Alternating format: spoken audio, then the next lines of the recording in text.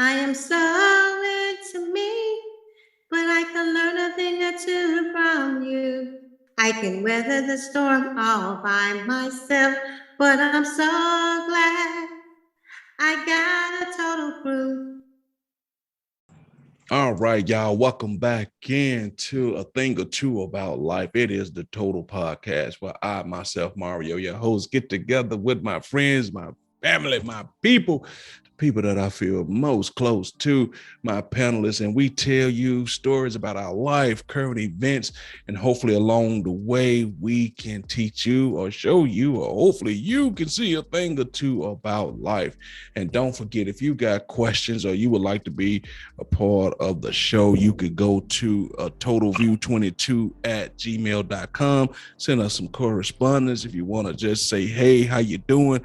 Things of that nature, you can. Don't forget to check us out on anchor.fm, Google Podcasts. We out there in those digital streets. Don't forget to check out the YouTube channel, Thing or Two About Life. We're going to start getting content more and more up there. You know, still waiting on my people to get me their bios, but that's neither here nor there. But thank you for tuning in tonight. We are short staffed, but we're gonna make it do what it do in their ways. And we're just gonna give everybody a chance to introduce themselves. And returning for his third show, my man Lee Jack. What's going on? What it is, what it was, what it used to be. Okay, we here to make it do what it do, like you said. All right, that is gotta make it do what it do. And we got Lady J in the house. Miss Janine, how you doing? Hey, I'm doing good. How's everyone out there? That's my story, and I'm sticking with it. That's her story. She always stick with it. And we have our show producer, everything behind the scenes extraordinaire, Andrea. What's going on with you, baby? I'm great, Mario. How are you this evening? And you know am. what?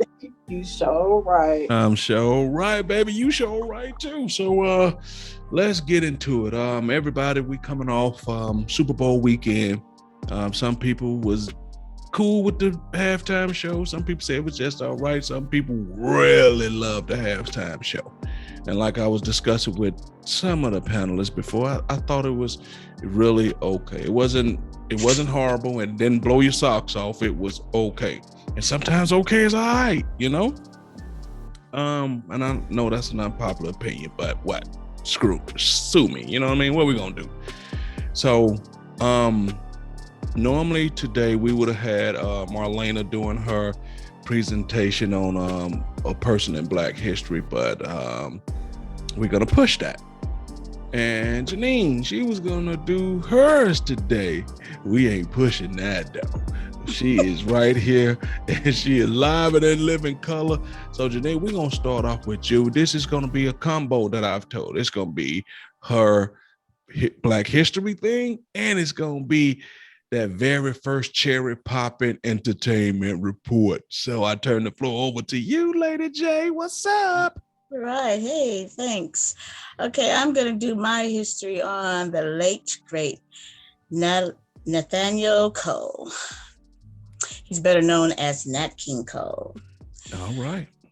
He's a 5-time Grammy Award winner, Hall of Famer, jazz pianist, Broadway star.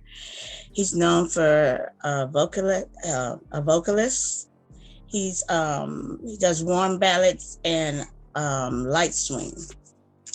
Nat King Cole was born in Montgomery, Alabama, March 19th, 1919. I'm sorry.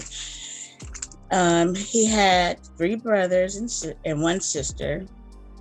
The Cole family moved to Chicago when he was about 4 years old, when his father became a minister at a Baptist church. Nat learned how to play the organ from his mom when he was 4.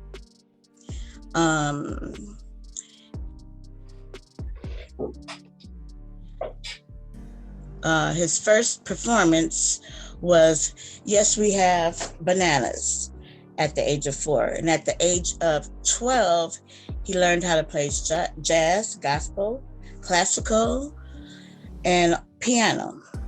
At the age of 15, he dropped out of high school to be in to do his career in music.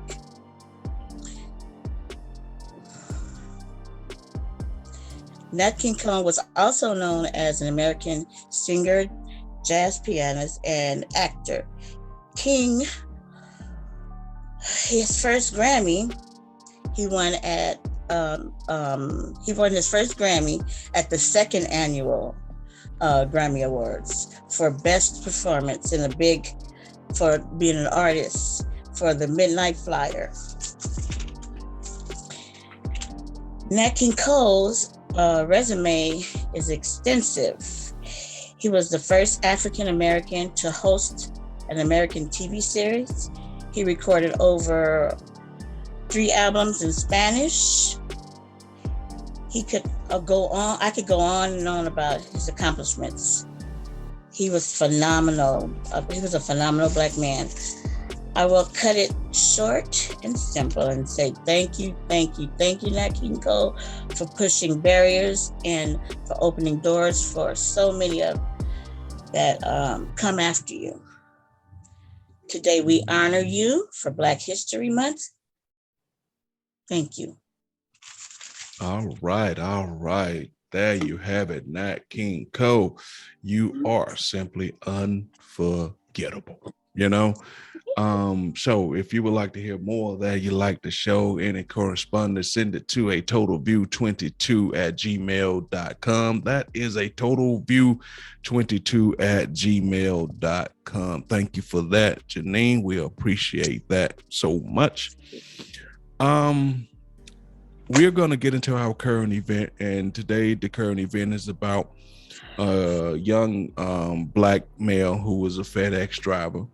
He was trying to deliver a package in his FedEx uniform, but even though he was a FedEx driver, at that particular time, he was in the FedEx truck. They rented like a Hertz truck or something like that, but he still had on his FedEx uniform and went to some people's house, and they thought he looked suspicious. So as he was pulling away, they started chasing him.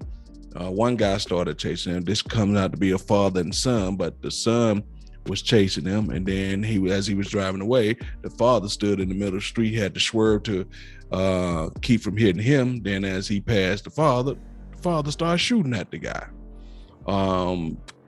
Called his dispatcher, and the dispatcher pretty much said, hey, yeah, that's messed up. We'll deal with it when you get back. Hey, can you finish delivering them packages and then we'll talk about it? So he had the wherewithal to call the police. When he finally got back to the FedEx hub, they realized that there was 2 bullet holes in the truck. Come to find out 3 packages had bullet holes in it, and they found one bullet still on like the back of the truck. So now they arrested this father-son combo, and the father and son are only being charged with like a misdemeanor assault instead of, like attempted murder. And the injustice to all of this is some people are dubbing it as like trying to be like a copycat thing to the Ahmaud Arbery situation. And once again, we're back at this white versus Black, the leeway that they get, and that's pretty much where we at. So Lee Jack, I'll start off with you. Seems like here we go again. What you think about it? Yeah, this is another one of those situations. But in this situation, it's a little bit different, but it's all the same underlying situation. Black man, wrong place. We're in the right place at the wrong time. Mm-hmm. He was where he's supposed to be at work, doing his job, minding his own business, or what he thought was his own business, dropping off these folks' packages. And then the other people get mad or get scared or say that they scared and start chasing him and shooting at him for no reason at all. After they see that he's in his uniform, that he's at work, that he ain't taking nothing from the place, he dropping stuff off there. What kind of sense would that make? Yep. Because if you was a suspicious character, you be taking stuff away from somewhere, not bringing stuff to there and leaving it and going about your business. The dispatcher and his supervisors need to be drug out in the street and beaten, shot, because I know if it was them, they would have been raising all kind of hell about somebody chasing them and shooting at them. Yeah. But they didn't care about the fact that he was getting chased and shot at. Yeah. I appreciate the fact that he had the wherewithal to call the police anyway after they told him not to. Yeah. That would have been my first call anyway. You know, Yep. I wouldn't even bother to call my dispatcher or my supervisor. I've been calling the police and telling them what's going on, and they need to get somebody out here. But reading that article, I don't know. It seemed like the police in that town shady too. So hey. And what makes this all kind of messed up is that they said the chief of police is black, and he tried to come out and say there is no racism going on in this particular place. Right. But the thing about it is, right, if you feel that somebody is doing something, couldn't this all been avoided if you just said, hey, sir, how can I help you? Like if somebody come to your property, you say, excuse me, can I help you? You know what I'm saying? And he probably would have easily said FedEx, I'm delivering the package. Or you could have just simply took a moment and looked at the situation and diagnosed, oh, he's in a FedEx uniform. Right. And the truck itself. Well, the truck. FedEx nowadays is doing. They're not doing their own vehicles. Yeah. That says FedEx grounds. Well, in grounds, some of them, unless they driving a big truck, they don't have FedEx vehicles. They use rental vehicles. Yep. In this particular case, he was in a rental vehicle. Budget, Penske, those type Enterprise and those type companies. But the thing about this story for me, FedEx, I do believe that they're doing him wrong in this situation. For one, they gave him leave without pay. This man's life could have been taken. Then what? Would you have not paid out his insurance policy? And then on top of that, they didn't want him to file a police report until the very next day when him and his supervisor went down there. No, FedEx, in this situation, you were wrong. You were truly wrong. To tell this young man, 24, he's already a 24-year-old black man in a possibly all-white neighborhood. And you don't tell them not to call the police. We'll take care of that when you get back here to the hub or whatever. Yeah. The first thing you should have done was told this guy to call the police. Right. Because then if something would have happened to this young man, that blood would have been lied on FedEx. Yep. Yeah. What about you, Janine? What's your insights on this? Well, I agree with both of them. My thing is on the FedEx at his job. What his supervisors, were they black, or you don't know, or were they white for them not to really, do anything? I'm gonna go on the record and say I don't know. I don't want to assume, but if you had to choose, I mean, it sounds like they're Caucasian. Yes, that's what I said. If you had to choose, but we don't want to put information out there that we don't know. Okay. Yeah, I'm really in agreement with them, because I know if that had happened to me, I would have called the police. That was the first thing before I called my job. I would have called the police. See, the problem I got with this is that it's just so casual for them to just whip out a gun and start shooting, right? Yes. If that was us on any level in a neighborhood, they'd say gang violence, black on black, you know what I'm saying? If we was to whip out and start shooting each other, they'd just whip out and just start shooting with no consequences, no nothing. And at that moment, like you said, if you saw him go back to the truck by their own admission with nothing, what the hell? If you caught him, what would you think you were stopping? Right. Mm-hmm.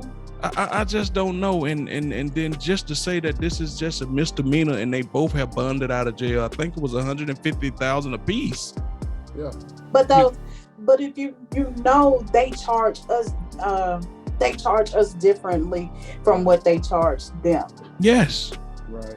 See, Because had that been him chasing after them, he would have had all types of felony charges. yeah. Mhm. And so when is my thing about this now, we're 22 years in to 2022. I mean 20 into the 20s, whatever, trying to say. But we're 22 years in. When is it's time for all of this to stop? It really is. We say we live in a land of opportunity and justice is equal for all. Those are not true statements. Yeah. Right. That's Right. But not for us, it's not. Right. It was said or written so that it would look good for them. It was meant for them. But when it started applying, supposed to be when we started understanding and realizing and reading what the law said and how they wrote it, it went to being, well, we didn't mean it to be like that. We meant it to cover certain people. Yes. And let's go back to where we said that, an old law from 40, 50, 60 years ago where y'all wasn't able to read and write and it didn't apply to y'all. Let's grandfather that rule in. So it don't really apply to y'all, or you had to have voting rights in this particular place for it to apply to you, or it's some craziness that they do. Yeah. And until we realize that, like everybody keeps saying, but nobody does, until we stand together and unite as a race, and they realize that, hey, they can cripple us in more ways than one. Call us militant. Yeah. If they we stand up and rise up and be united against the common enemy, which is these jacked up laws that don't represent us for nothing.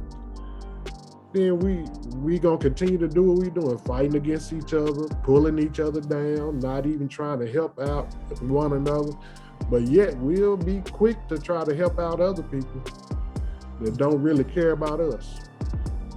But I mean, we're talking about this as our current event, but that's a question that is it's pertinent to what you said. Why do you think that we as Black people or people of color, whatnot, don't get along? Because if you look at it, we'll say that we're one step above the Mexicans. The Mexicans be like, oh, we don't really get along with the Blacks, when they all kind of see us at the same, but we won't unite. Why do you think they have that mental hold on us that we can't work together? Because it's always been fight for what you can get and forget about the next man.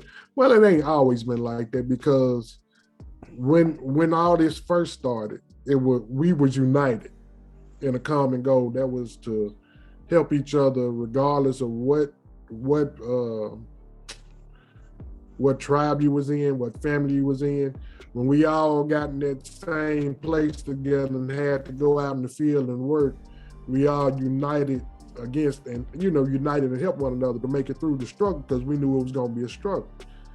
So when we got the glimpse of, hey, we ain't got to struggle like that no more, then it all became, okay, well, if we ain't got to struggle and be helping one another, well, then I'm trying to get whatever I can get and forget the next one. They can get it how they can get it. Okay. That makes sense. What do you think, Janine? Why is it such a struggle, even so long after slavery, that it seems like we can't get it together as far as helping each other out? Because Well, I think that nobody wants to see anybody do better than them. Somebody wants to do better than the next person, so they don't want to help out. You can ask somebody, well, how did you do this? Or how did you come upon this? They don't want to tell you how. They don't want to tell you. It's a secret. They want to keep it to themselves so that they can look good, I mean, that's true. But I'm old enough to remember a time when I remember, like, if my mom saw like a little girl or something in the neighborhood who had what done, my mama didn't care who child it was. She said, "Come here, baby, let me fix your hair for you." You know what I mean? We looked out for each other. If somebody didn't have lights or something, I remember running extension cords. I remember my mom used to say, "Hey, take this like pot of beans over to Miss Betty and them kids, because I know they lights out and they need something to eat." Now we talk about each other when they doing bad. You know what I mean? We don't stick together like we used to, say, hey, they heat ain't on. Tell you what, till it's time for them to go to bed, y'all can come over here so y'all don't have to be in that cold apartment or something. But now it's, ooh, look at them, they doing bad. And then we'll post it all on Facebook. And then, you know what I mean? It's just a different time. What you think, Andrea? Yes, true enough, it is a different time. We just aren't a community of who our grandparents used to be. We aren't. And we have a lot of different things that play into it. Don't want to speak too long on it, but it does still go back to one of our other conversations that we had on the show, with the father not being in the household. All of that stems down from that, you know. Until we, as a community of Black people, decide that, hey, this is not the way, we got to do better by one another, we'll continue to go down this hill this hill that we're going down. Yes, we do have people that are successful Black people, but honestly, what are they doing to help the others? Okay, true enough, they give to different organizations and things like that, but what do they actually come into the neighborhoods and do? Yes, you do have those that do things in their community, but what I'm talking about is in those communities that actually needs the help. But even in those communities, if somebody has risen above somebody, they'll say they're going to help you, but they want you to pay. True. Yeah. And then when you look at it, really, when they come up or get to that point where they can help or should help, 9 times out of 10 they done moved out of that community that they were living in to a better community, which don't involve where they came from, and then they'll help that community or some people in that community, help them advance further than what they already are past them, and think that they're doing something worthwhile. I can speak on this, and Leon can too. I'm from Pine Bluff, Arkansas. We have a couple of famous football players that come out of Pine Bluff, baseball players that come out of Pine Bluff.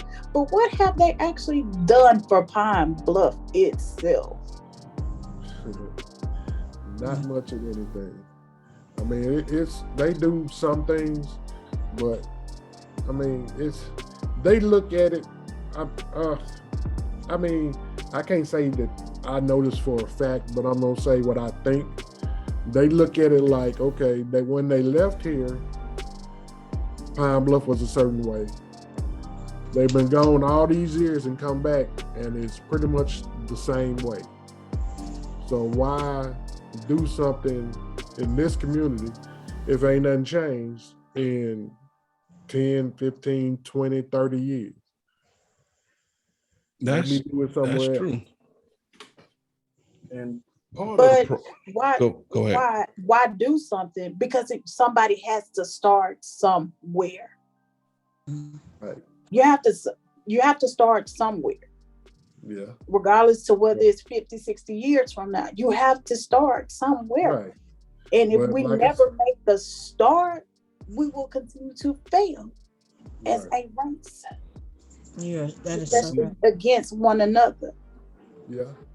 But then you have to look at it too in certain places. In some places, when when we black people try to come in and do something positive, we're always met with resistance from first and foremost our own kind.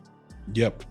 Second, not as much as so we met by resistance from the other kind. And they'll give us all kind of, well, you need more money. You don't have enough resources. Where you gonna do this? Okay, you don't have enough. You don't have any place or space to do this. And then they want to throw numbers. Like I said, they start throwing numbers at you.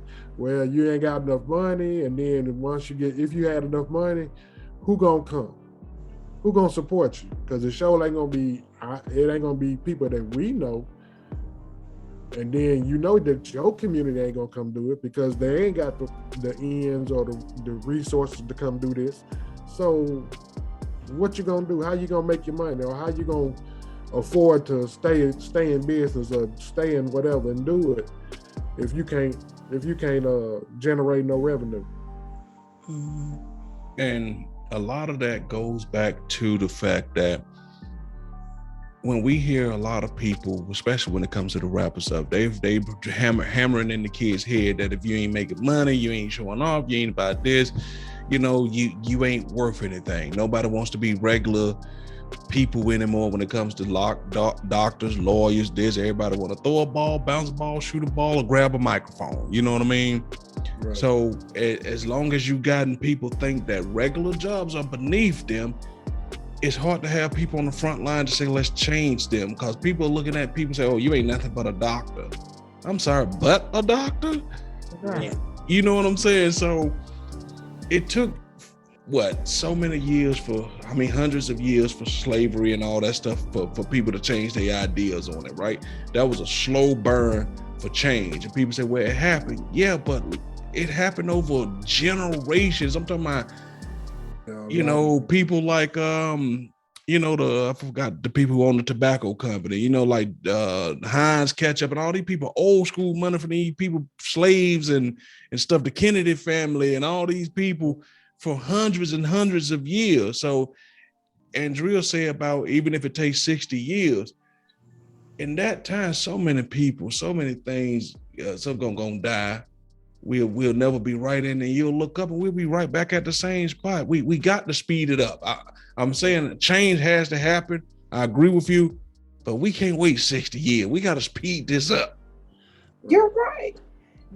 We do. And in that process, like as I said, we have to start somewhere.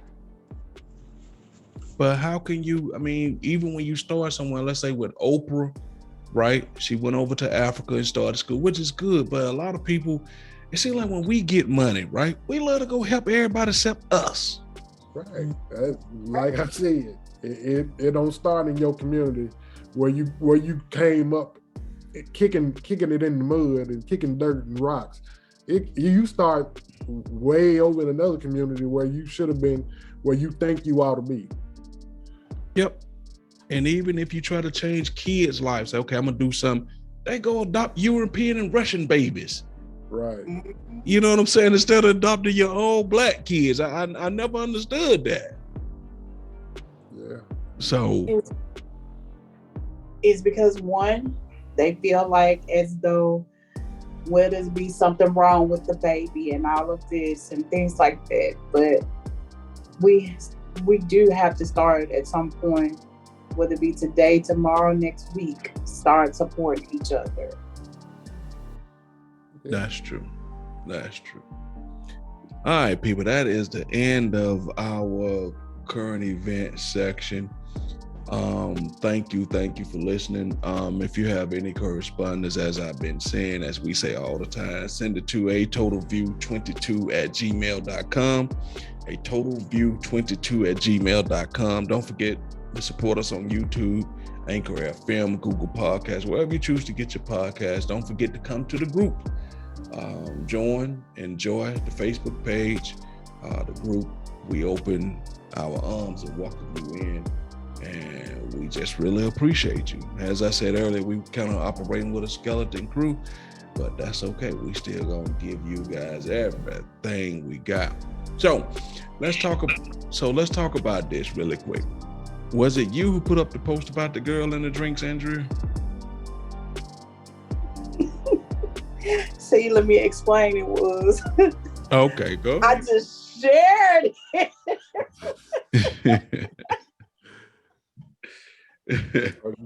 You just shared your thoughts and feelings about it, huh? And all I said was what she said. I shared the post. I'm sorry, I didn't hear it. I didn't see it. You didn't see it? No. Okay. I'm sorry.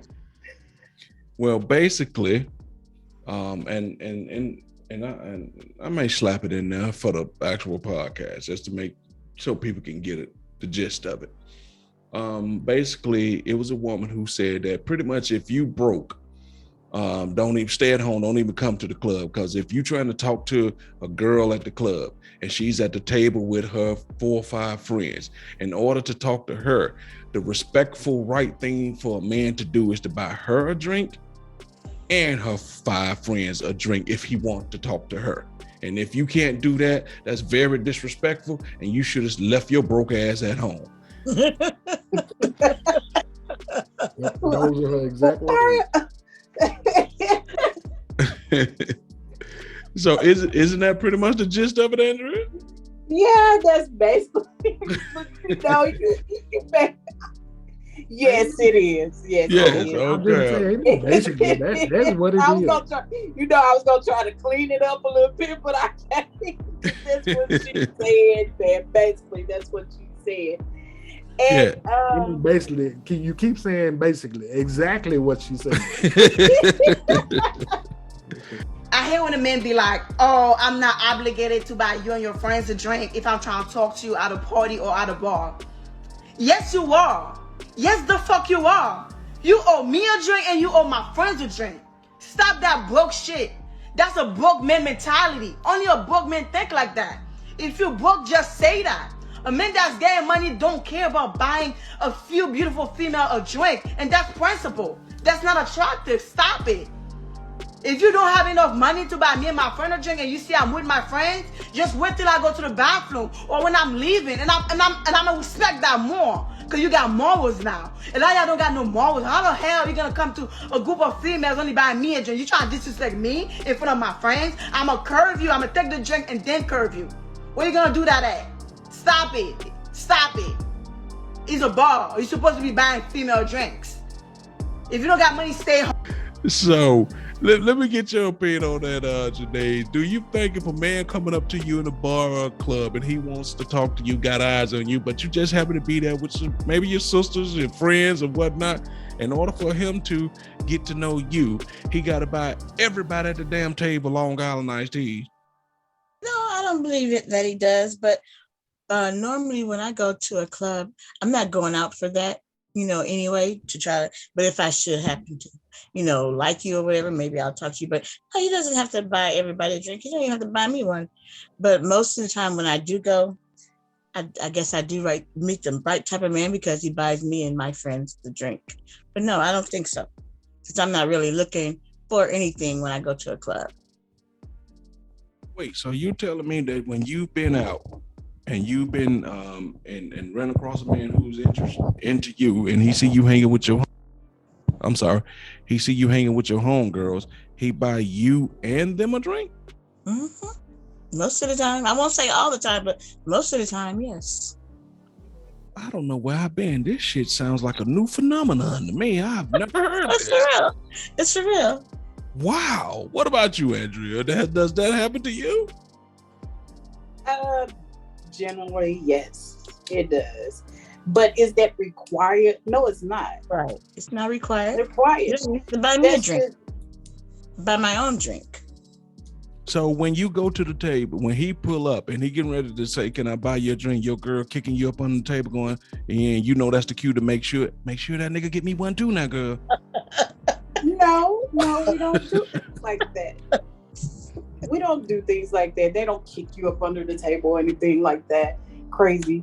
So when he walk off here and go, girl, you slipping. He ain't get me now, so you can't go nowhere with his ass. No, what they do is when he walk off or get the one drink, bitch, he crazy. No, we don't do that either. Yeah, y'all do, y'all. Bitch, that motherfucker crazy. Think he finna come over here and talk to you and ain't buying nobody else no drink? Somebody might say that, but it's just not all the time. It just depends on the person. It depends on the person. If you get somebody who's always wants you to do something for them, because I have girlfriends like that, right? When I go to the club, they don't never have no money. So yeah, that's what they're waiting on. Right. Wow. You do have those friends that do that as well. They go in looking for a man to buy them a drink. Now, if someone offers to buy you one, then that's a totally different story. But do we just go actually looking for all of that? No, we don't. Right. No, wait a minute. We didn't say you in particular. We said no girls. Oh, that. You just the homegirls, for as when the man buy you one drink, and the homegirls expecting them to get a drink too. I don't think so. Not all the time. If you might have that one that be thinking he can buy me a drink, but no, not necessarily. We don't think like that. So has that ever happened to, like he just said, to your homegirl, and you were expecting to get the drink from the guy? No, because I'm not really a drinker, so no. They tell me I babysit drinks. And if I did get like extra drinks or whatever, I always passed it along anyway. So they were gonna get a drink anyway. So what about you, Lee Jack? You've ever pulled up to a table and bought all the girls a drink trying to holler at one girl? No, that's never happened at all. And I mean, I'm trying to think because it's been a while since I've been out. Excuse me, Lee Jack. Excuse me. I won't even say that because the person is buying you a drink and he have to buy everybody a drink. I won't say that's why he's buying everybody a drink just so that he can talk to you. I think he's just doing it just because he's nice and maybe he can afford to do it. No, this girl in the video said that shit is customary. That if he can't even do that, why the hell is he over there trying to even holler at me or talk to me? She said it like that's protocol, like that's customary. That's club gospel 101. Yes, She said be drying multiple drinks, talking to a female. Like, I mean, she literally say, "What the hell you come to the club for? Your broke ass need to be at home. You can't do that. You can't buy me and all my cousins no damn drink. What's wrong with you?" You did say that. Ladies and gentlemen, that's generally not how it's done. But okay. No, that's not how you do it. But nowadays, I've heard stories about women saying, the exact same thing when they go to clubs, that they expect if a guy come over to the table, he better be buying drinks for every woman at the table, all their friends. Me personally, I ain't been out in years, but I can only think of one, maybe 2 times that I bought drinks for women at the table. But the reason that I bought them because one, they were women that I consider like my sisters. So, if I'm at the club with them and then, they be like, I'm like, let's go get a drink. You want some? You want some? You want some? I'll buy drinks like that. But if I'm trying to just go in the club and talk to somebody, or if I see somebody in the club that I want to talk to, no, I ain't buying no whole table, no drinks. Let me tell you this instance. Okay, so this was a very, very long time ago. So, sometimes women have it in their head, even though the man tells you, he doesn't want any relationship or anything. So, but anyway, I went to this club. So I met this guy one night. And then the next night I went to another club and I met this guy, and they both were like just what I liked. It was everything I liked. I was like, okay. So anyway, after time went by, I was seeing them both. I was like, okay, I can't pick one. I like them both. So now they didn't know about each other, but they didn't need to because they both told me they didn't want a girlfriend. That's what they told me. But in my mind, they were my boyfriends. I didn't care what they said. It was my boyfriend. So anyway, we went to a club. The guy was there. And so it was like a bunch of us because I always knew everybody in the club because I partied a lot. So he's buying everybody drinks. So now the other guy walks into the club because he noticed the club that I go to. And it was like, oh, Janine Allen's here. And I was like, oh, okay. So because I knew everybody, he came on over. I introduced him to everybody. I introduced him even to the male. And I just worked the crowd. I just worked the seats. He bought that man a drink too. Well, they Hell no. I tell you, Hell no. This panel got some true pimps. I tell you. No, it wasn't. No, they didn't want no girlfriend. I'm the only one that thought I was their girlfriend. They didn't want no girlfriend. Some true pimps. I tell you. Man. Pimping is One thing real. about a woman, but I mean the dude sitting there. I mean, like if it was 6 people at the table, 5 were girls and one was a dude, I'd say, hey, give me 5 drinks, please. Cause his ass ain't getting there. No, he bought everybody drink, even the guy. Wow. Because like I said, I was working the table. So, I was talking to everybody moving around. So nobody knew anything anyway. But Janine, I just want to say sincerely that when somebody tell you they don't want no girlfriend and you still think your boyfriend is stuff, that make you a little not right in the head, Janine. I know she got him buying everybody. She got him buying the other guy she talking to drinks. Her pimp hand strong. Okay? Yeah, so when the guy say we broke up, you say, okay, that's cool. I'll be over here at 9. No, Right. didn't you hear me? I said we broke up. Yeah, that's cool. Like that. It wasn't like that. It wasn't like that. Yeah, okay, all right. I'm just saying in my mind, he was my boyfriend no matter what he said. But I wasn't crazy with it. No, I wasn't crazy. I know, but listen to what you said. He was But your boyfriend no matter what he said. Sometimes when men say, they don't want, we just think, it's not like we know they're not really with us, but we think, or we tell our girlfriends, say, that's my man or whatever, but we know it's not our man for real. They was just everything that I liked, everything. So I said that was my boyfriend and I couldn't pick one. But one of them did want to, actually be with me because I did get finally caught. And one was crying and the other one was like, hey, Chief. Wait. Now, which one was crying? The one that got the drink bought or the one who bought the drink? The one who got the drink.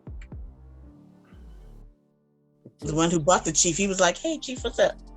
And he, I'm sorry, she don't love me. How you do me like this? How you do me like this? I sure could use another one of them damn drinks. No, you know what? He told me, he said, that's the little boy Booth from the club, huh? And I was like, yeah. So he already kind of knew. I don't know how he knew, but he never told me anything. He never said, I think you were, with this guy or not. He never said that. But he already kind of knew. Hold on really quick. I would like to welcome Diane in because last time I didn't do that and I will not make that mistake again. So how are you doing, Diane? Oh, I'm doing all right. I'm out of town, so I'm all right. Hey, Miss Diane. Hey, y'all. I see you. You looking all done up. I see you. I'm not done up. Glowing. Different wig. You ain't supposed to tell nobody it's a wig. Stop that. Diane, look. Miss Diane, don't speak on that. I don't care about that. As long as I'm cute. No, you see what I'm doing. See what I'm doing. Oh, yes. Okay. So real quick, Diane, I know you out there, but we asking the question. Did you see the post in the thing or two about Life Group where the lady said that a man should buy a woman that he trying to talk to a drink and her girlfriends a drink at the table too? Did you see that post? I did not. No, I haven't been. No. Okay, what do you feel about that? If a guy was coming up to you right now where you at and decided he wanted to talk to you and you were there with your friends and stuff, is it customary for that he buy you a drink and all your friends want to? Okay. I would say it's not something that's mandatory, but it's gentleman-like.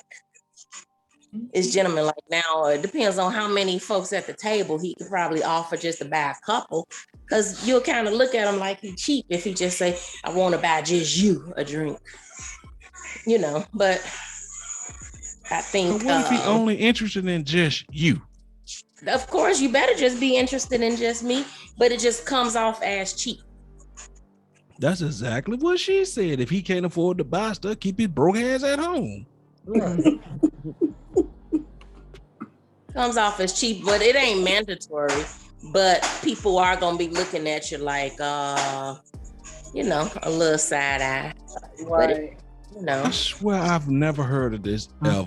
I mean, I learn something new every day. So this has happened to you that someone has walked up, offered to buy you, was interested in you and bought other people at the table drinks too?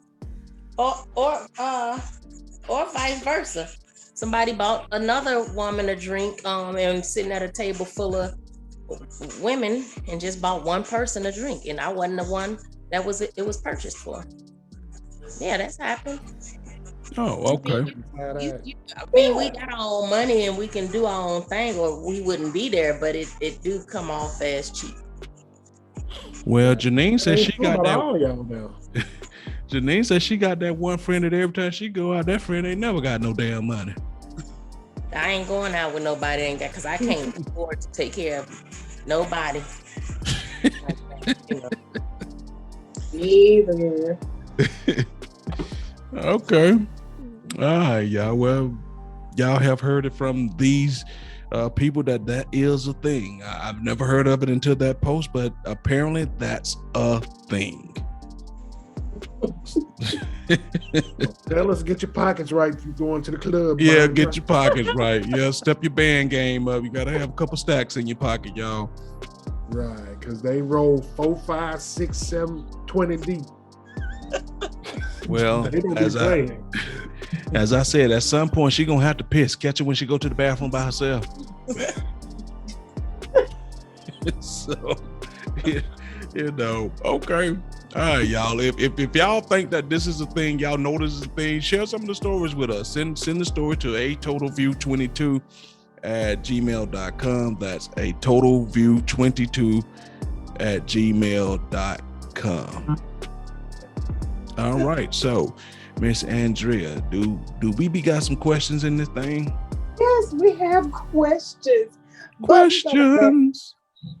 We have questions, but we're gonna backpedal a little bit and let Mr. Leon get his little Black History person in there for a second. Why answer the phone? I wasn't aware that Mr. Leon was doing Black History today. Well, Mr. Leon, the floor is yours. Yeah, okay. Let's see. It was kind of short notice, but I'm gonna go ahead and give you what I got there. Okay, that's fine. Mr. Gordon Parks. Mr. Gordon Parks was the first Black African American on the staff of Life magazine. He later would be responsible for some of the most beautiful imagery in the pages of Vogue. He also was the first Black director of a major film, Shaft. We all know about Shaft. Mm-hmm. Helping shape the Black explosionary era in the 70s. Parks famously told Life magazine in 1999, and I quote, "I saw that the camera could be a weapon against poverty, against racism, against all sorts of social wrongs.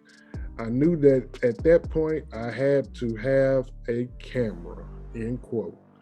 and true words never have been spoken by him. That the camera is a true weapon that is being used every day today. All right, that is true. I mean, think about all the things that are being caught and captured today that just even 10 years ago, we wouldn't have known anything about all the police stuff, all the murders and just things we wouldn't know anything about. All the injustices are caught by cameras these days. True. All right. Thank you for that, Lee Jack. We appreciate that. So, really quick, like I said, we're operating, we like a Wendy's. We short staffed tonight, but we're still doing our best to get these orders up out of here. So you might have to wait a little longer, but that hot stack still gonna be good with that melted cheese. We got you. We got you. We got you. I will ask this question right here. Recently, I did a podcast over on my other show, and I asked the question, like for women who say that they don't want to date a man who are not working, live with his mama, don't have a car, and all of these type of things, and say those are the type of men they wouldn't touch with a 10-foot pole. But they'll turn around and go ahead and raise the same type of man that they claim that they don't want to date. But they don't realize that the man that they don't want to date, they're raising and passing it off to the next woman, because a lot of the women are not making the boys pay bills, watch them get Uber Eats and don't, want to cook, watching them making good little money at FedEx and stuff like that, and they keep it. And then you say, oh, my lights is about to be cut off or something like that. And they'll say, well, it's not my job to pay bills. This your house.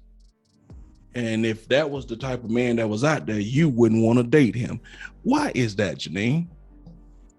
I don't know, because I can do bad all by myself. I don't need to be with anybody that I have to take care of. I mean, we can go half and half, but I'm not going to take care of you. Now, if you were working already before and like something happened, then I can kind of go with that and help you. But for me to just meet you and you just not working, you living with mama and you're not trying to do anything, because I didn't raise my children like that. I taught them, you going to school or get a job. And they already know they have to help. They already know. That's a must. Okay. What about you, Diane? The way I look at it is, at this point in my life, when I was younger, I might have thought differently. But at this point in my life, I am trying to make me the best me that I know how. And it's impossible to do that if you meet someone that's not working, no ambition, no drive, that'll pull me down. Mm-hmm. And I can't have that. I need somebody that's already pretty much similar to what I'm going through, not necessarily, being on the same financial wave pool, but have some goals, some ambition, and we can grow together. But right. I can't be somebody who's not working and living with I don't know, living with your mama, that'd be so tricky. Because, then you sitting here wondering because sometimes they say I moved back in because they got sick. Now, I can understand if you have, a moment, but still you need to be working. You definitely need a car. That's just called maturity in fucking adulthood. Grow up. I'm sorry. All righty then. You feel the way you feel. I mean, hey, when we start biting our tongue here, when we start doing that. So, all right, Andrea. Okay, so let me take it from my approach of being married. That's the only way I know how to answer this, because for one, my son is not that son. So,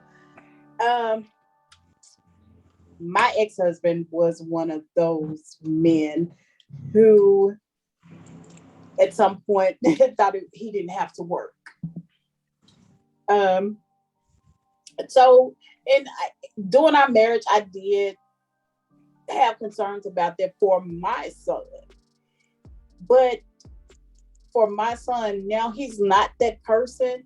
And no, that isn't somebody that I want in my life, somebody that can be out here working as hard as I do. If a person can't meet my work ethics now, I can't be with them. I can't go back and take care of somebody else that's not my own child. And I wouldn't raise my child to do those things. Right. My son he's 27. He has his own family. He takes care of his family. His girlfriend doesn't work. He has 2 kids. So on that aspect, I really don't have an answer for that, because I know now that was when I was younger. But me now, I can't do that. No, you can't come up in my house in the house that I'm buying, paying the mortgage on, and lay there and do nothing. You got to be able to get up and do something. You better go out here and cut some goddamn yards or something, right, to bring some money back this way. I'm not gonna be here broke, struggling and paying all these damn high ass bills down here in Texas by my damn self, with your ass laying up here in a damn bed playing a fucking video game. No, I'm sorry, I can't do that. Right. So honestly, I don't have an answer for your question. Even though the hell if you didn't have no answer. Get your ass up. Get your ass up and get a damn job. See, that's part of the problem. Okay, that's part of the problem. Now, you have a lot of women that will take care of these damn grown ass men. Yes, you know what? I ain't taking care of nobody. I'm sorry, I can't do it. We're old now, but from young teenagers, that's what she did. She always takes care of her men. They might start off with nothing, like this. For instance, this one guy. I'm not gonna say no names, but anyway, I met him at the hospital visiting my aunt because she was sick in the hospital. And every day I saw him, he had on the same thing, and she had just kind of got with him. So he would always have on these same jeans, the same Timberland boots, same jacket every time, even when I saw him just going to visit her. So, but then and I don't know what he drank at the time, but I'm sure it wasn't what he drinks now. But he always, now he has to have on the name brand stuff, because that's what my sister got him into. And now he only drinks a certain type of drink. You know, when I know you would drink some Irk and Jerk if that's what you had, but now you only drink Hennessy and stuff like that now. Come on now. But yeah, my sister is like that. And she's still like that today, because she's with him. This guy, he's an older man. He probably could be her dad. For real. And he came into her life saying he was what do you call it? When they manage like football players and basketball players. Agent? Yeah, something like that. He came into saying like that, and he was in this big office somewhere. But when you went, you asked, "Can I go?" He didn't have it. The man didn't have no money, because we would see, if we were in the car, just say for instance, let's just say we went to a drive-through somewhere. She would pass him over her card, you know, because he don't have no money. We can tell when she met him, he was living out of his car, because all of his clothes was in his car until he finally moved in. But he still wants to say that he's got so much money. He's got a mansion over in Arizona. Well, why are you still here living in the hood with my sister Gold? You keep talking about you're gonna move. He has nothing. Nothing. But he still want to pretend. Oh, now they've been together at least, let me see, I've been here like 7 years. So they have to been together at least 12 years maybe. Oh, hell no. Yes. It's terrible. Wow. So, Lee Jack, what's your opinion on this? Have you seen this, that women will say things like that, but then to go raise the son to be the man that he talking about they would never date? Yeah, I've seen that firsthand.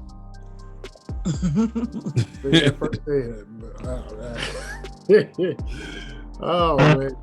And then you know, with me seeing it firsthand, you know, I would always get mad about it. and tell that person you're enabling him to do what you're trying to say he shouldn't be doing. But every time you look up, you steady giving them this and you steady giving them that. So why you telling him what he can't do and what he shouldn't do, but you steady giving him a way out to do it? It's crazy. Like I say, and like we said time and time again, the way that these kids is growing up nowadays is light years from the way that we grew up back in the day. Because we had to have responsibilities. You're gonna do chores. You're gonna go out. If you're a boy, you're gonna go out, rake some leaves, cut some grass, do something outside to working with your hands. Shoot, even if you was a girl, Girls, right? working in gardens and all kind of stuff. Right, but we had that hard labor. We got to do some heavy lifting when we was kids. So, and the women, girls could do it, but they wasn't expected to do it. Let's say it like that. And, it was like household stuff. The boys we would be privileged to doing some of it, but not all of it. And the girls would have to do most of the household stuff. But nowadays, it's like they don't have to do that. I'll do it later. That's what the parents would say. I'll do it later, or they half-ass do it, and then they be like, you go in there and okay, I did not tell you to do this 3 hours ago or 4 hours ago. I'm not gonna tell you no more. And then they'll come right back an hour later. Didn't I tell you to do this? Oh, mama, I'm gonna do it. It's like I say, I've seen it firsthand. So yeah, I didn't like it. I didn't appreciate it, and I wasn't wanting to be a part of it. So no. Okay. All right. So one quick question from Andrea. We're gonna answer that, and then we're gonna wrap up. All right. Oh wow. Okay. So with it being Valentine's Day, you guys, so we're recording on this good, lovely Monday. Question to you two. Why is it so hard to let a woman love you? Y'all looking puzzled as fuck right now. I'm confused on Why is it so hard for men to allow a woman to love them? I mean, You could take this, Mr. Lee Jack. What do you mean allowing a woman to love them?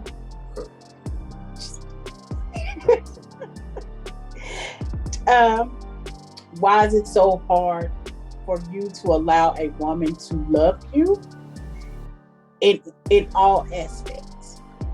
Are you saying for us to open up and be emotionally available, that type of love, like that? Yeah. Oh.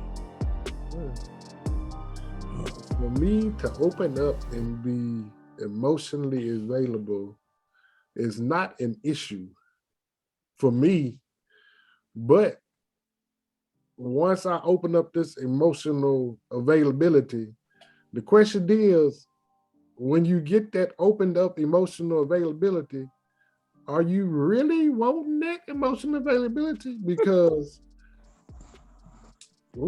sometimes it can be wild. But most of the time it's good. I mean, not wild in a bad way. I mean wild in a freaky way. I mean, a wild and freaky way? Please explain. I mean, so we have those listeners out there that might not know what you mean. I mean, like when you get the emotional availability, like emotional, we gonna be exploring all different type of stuff. We gonna be talking about, things that I like sexually, things that I like, emotionally, things that are like physically. We gonna go through the whole gambit of everything. Okay, give us some examples of give us some examples of things you like emotionally, sexually. Just don't, I mean, not just you per se, for in a man's point of view. I mean, like most men would say, okay, emotionally, I'm not a clingy person. I just want to be, I want to deal with you. I want to be with you, and I want to be with you only, but I don't want to be like attached at the hip. That's an emotional type of thing that we would be talking about. Physical type of stuff. What things I like to do, like outside, for as going different places, like, most people just want to sit at home and just watch TV or, just hang out home. We probably want to go out to a museum, catch a show or something, a comedy show, a music event, something like that, just everything. Okay. Mario? Well, for me, it's simple, because I talk about, being emotional available a lot. Most men, and if I'm to be honest, right, most men want somebody, want to love somebody, want to have a woman. Inherently we do. But I've come to figure out that most men only want to deal with women in spurts. We want y'all around, but we just don't want y'all around. You get what I mean? Mm. It's like we want you to know that, okay, that's my boo, that's my baby, that's my girl, that's cool. Now go over there. What? You know what I'm saying? It's the way you said it for me. It's the way you said it. Now go over there. You know what I'm saying? Because let's say, like, if we could set a moment between 6 and 8 to say you want to cuddle so we can give you what you need, and fine. But some of y'all women are so clingy, y'all would stay with y'all leg, throw it around our leg all goddamn day. We can't get nothing done. You understand? Y'all will stay with your leg, cause y'all be impervious to laying on our chest and shit. My whole shoulder be sleep, numb. Y'all don't give a damn. You have to say something. Right. Y'all don't give a damn. Y'all don't give a damn about body heat. We be on fire, hot as hell. You won't move over because we don't want to be like, can you give me a little space? God damn, we can't say it like that. Come on for you. You take the cup off. No, but I'm saying sometimes we want complete space between us. Yeah, an opportunity.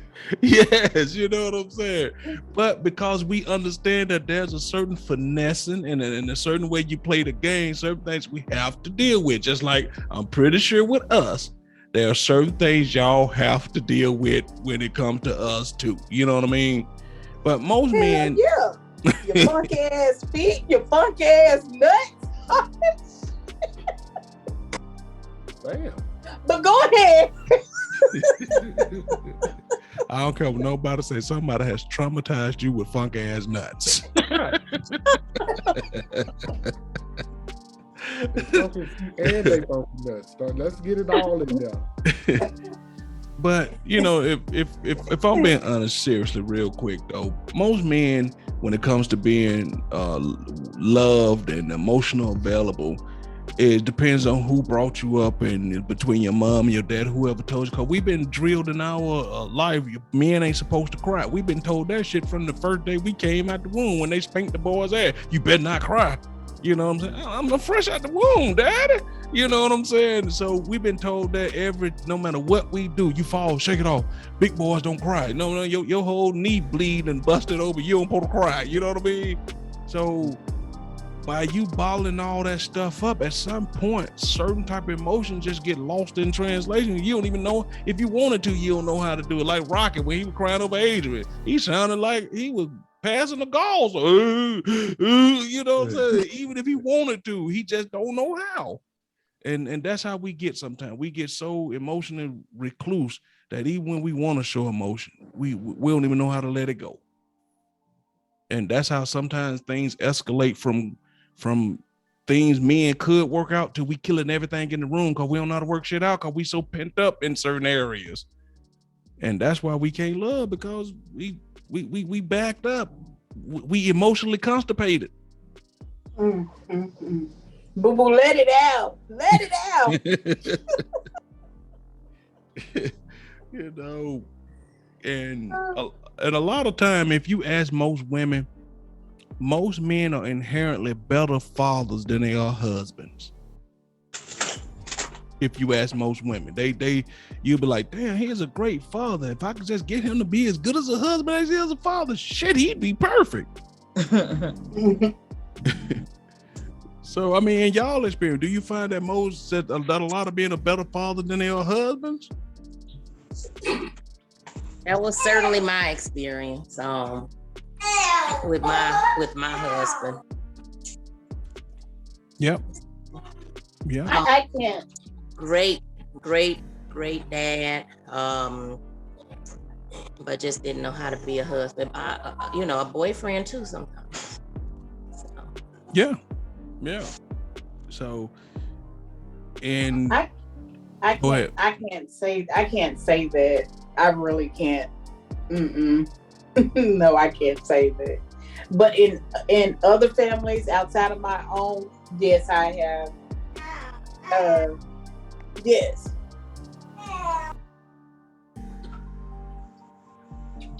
And I think sometimes too, it depends on we always say maturity level, but as I get older, I realize that maturity level really has little to do with it, because I'm pretty sure y'all see, even at y'all age and our age now, you still see men who are immature at this age. Yes. So people ought to say, well, when you become more mature, older, you learn to love better. I don't think that's true, because some people get it right from the bat and some don't. And it's just about who. Go ahead. What I found in dating, older men out here, because I'll date up until 53 because of my age. But older men out here, they like to play the games too, and they play them harder, even more so harder than younger men do these days. And I feel like at 52, 53 years old, damn, you should know what the hell it is that you want right at this age, at this point in your life. Right. Everybody is not out here looking for a damn sugar daddy. Yeah, that goes back to last week's conversation. They know what they've been dating much younger women, and that's what they used to now. Well, it goes back to what we be saying though. And I know you and me and Marlene had this about adjusting, and I understand you got a certain core set principles that you ain't gonna bend on, that you don't want to adjust on, right? But I kind of, like I said, for y'all women, when y'all get a certain age, a certain thing, if y'all don't bend or kind of adjust whatever rules or list y'all got, it seems like it's harder for y'all, because y'all spend a lot of time alone, because y'all feel like, okay, I'm at a certain age, I don't want to deal with this and I don't want to deal with that. And that's how you end up 4 or 5 years ain't been with nobody, because y'all don't bend y'all set core principles. And for us, we don't have to do that, because money will make anybody bust it open. No, the right ones, of course. That's not true, because money ain't gonna make me bust nothing open. See, but that's what I'm trying to tell you. See, and that's what I'm saying. If you stick to that core principle, right? That's how y'all end up 4 or 5 years without doing this. But I'm saying that's why the men who mostly like upper older men don't want to deal with certain women of a certain age, because they literally and physically don't have to. It's a crazy philosophy, but I'm just telling you I how get it what is. you. I heard that. I'm okay with them not choosing me. I'm okay with being single 4 or 5 years, until, because somebody is out there that's going to be doing what they supposed to do for me. And I agree with that 100%. But why does it seem like the older you get, the harder it is to find that somebody out there? To be honest, because I ain't been looking. That's what I was gonna say. I don't It really ain't think hard. it's hard. I don't I really think just it's don't. hard. It ain't that deep for me. I mean, I don't want to die single, but I'm not just giving in. And my list ain't that bad. I don't think. I just want the basic shit. So if you can't even bring that, I mean, I'd be all right with being single, and I'm not, dealing with no jerk or no abusive person just to say I'm in a relationship. I'm all right with being single. No, I agree with that. Now, I ain't saying just take a half a piece of shit of man just because, I agree with that 100%. But then when you hear people say, okay, like y'all just said, I ain't looking. And then once they say they start looking, they say they get burnt out because they keep running through the same shit on the dating apps, the online date. You know what I'm saying? So in between, you're tired of looking and you're not looking. It's a lot of time passed. Right. That's life. All right. All right, I got you. All right, so y'all, we gonna wrap it up. Thank everybody for participating. Thank y'all for listening, and we're gonna start with you, Andrea. Anything you want to say before we get up out of here? Even though we were kind of short-staffed tonight, we still gonna always try to bring you good content, some laughter, and of course, a lot of love. If you have anything you would like to ask us or anything like that, you can always email us at atotalview22@gmail.com. And good night. All right, Miss Janine, what's going on? You want to tell the people something? I just want to tell everybody thank you for listening, watching, and remember the word is not D-I-C-K, it's penis. I'm sticking to my story. All right, Mr. Lee Jack. Enjoyed as always. I'm glad that everybody came out and got a little piece of this action, even though it is, the love day, as they say. But hey, we here, so we made it do what it do. All right. Do y'all think that's why we short staff? Everybody was, Marvin Gayeing it up and getting it on? Oh, yeah. Yes. Getting loved on. All right. Thank you to Miss Diane for joining us. You got any important shots for us, baby girl? Just thank everybody for listening, being patient with me. I know between school and work, I be busy, so I try to get in as often as I can. And right now I'm out of town because we had a death in the family. So, but I saw y'all online and I'm still jumping in, even though it's a lot of noise going on in the background. But hey, it is what it is. I love y'all. It is what it is, but we thank you so much, Diane. You are a trooper. Thank you. Hey, y'all, thank y'all for tuning in. We want to say follow us out there on the Facebook social media group, Catch the Podcast, Anchor.fm, Google Podcasts, everywhere there is podcasts. Please support y'all. We only doing it because we're trying to build a community, trying to build family. We're trying to make it where it's a place you could come hang out and have some fun. All right. So with that being said, we'll get at y'all next week. All right. Good night.